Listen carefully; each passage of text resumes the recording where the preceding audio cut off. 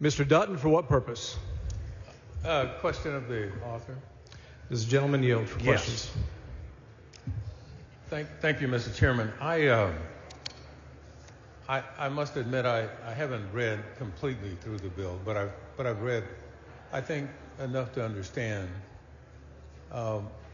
what the significant departures are from past experience in this House. One of those is the Speaker. Well, let me ask it this way: the committees now will all be chaired by the majority party. Is that right? Correct. Where does that come from? Where does that come from? Yes, sir. What was the sort of origin of that? Discussion through the last 2 years with everybody. Well, not everybody, because nobody. No, I'm just talking with everybody that I've been visiting with. Not everybody agrees, but that's where the discussion came. And was that part of the Republican platform? It's my understanding it is. Okay, and it was also a part of the Republican platform that Republicans were going to vote to be the Speaker, that person who came out of the Republican caucus? I don't understand the question. Well, as I understand it, I was reading it, and there was a provision in the Republican policies that whoever was voted on out of the Republican caucus, that person was required to be voted on by the Republicans as Speaker. Is that right? I believe there was something in the rules of the Republican Party. So on January 14th, we didn't adhere to that rule at all, did we?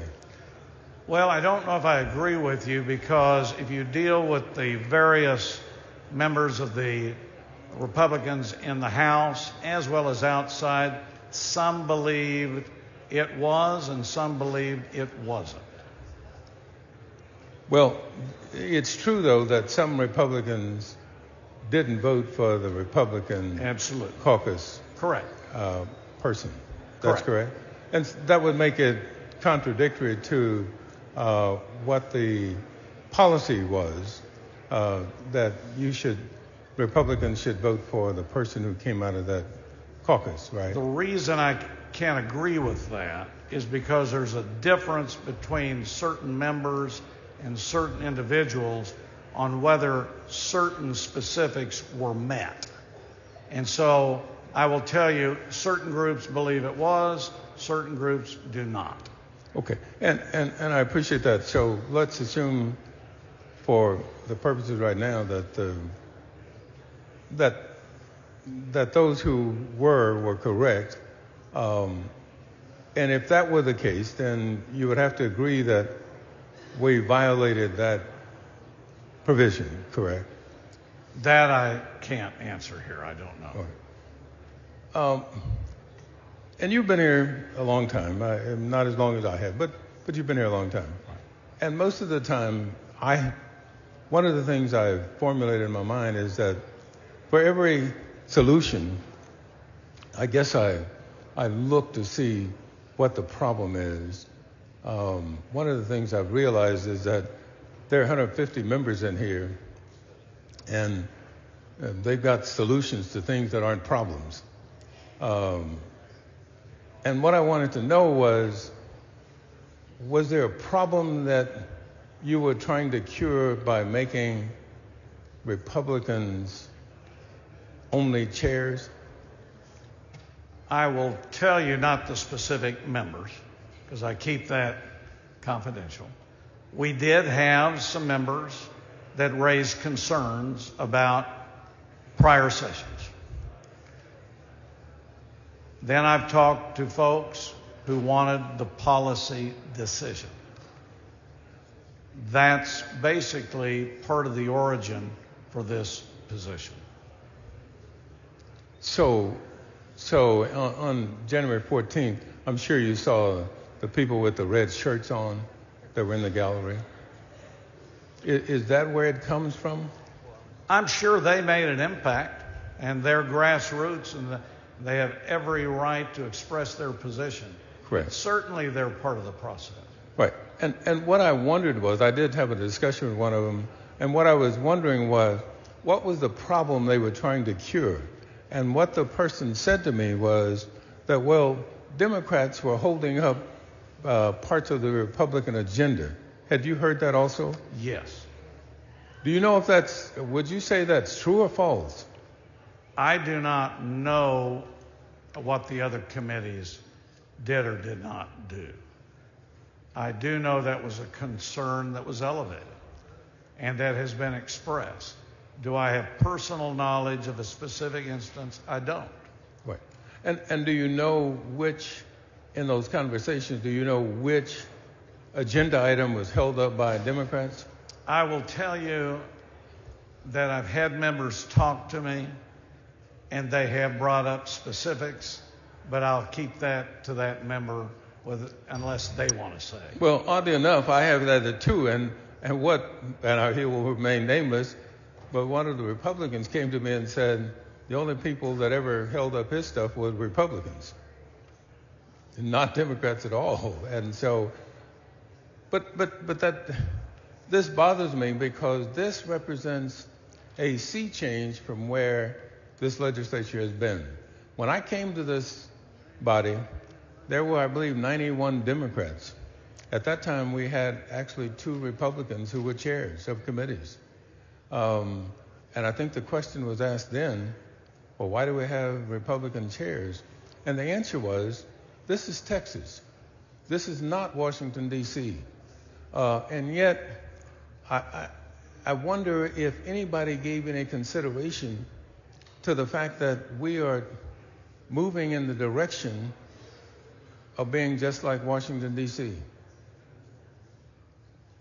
Have you heard that at all, or have you considered that at all?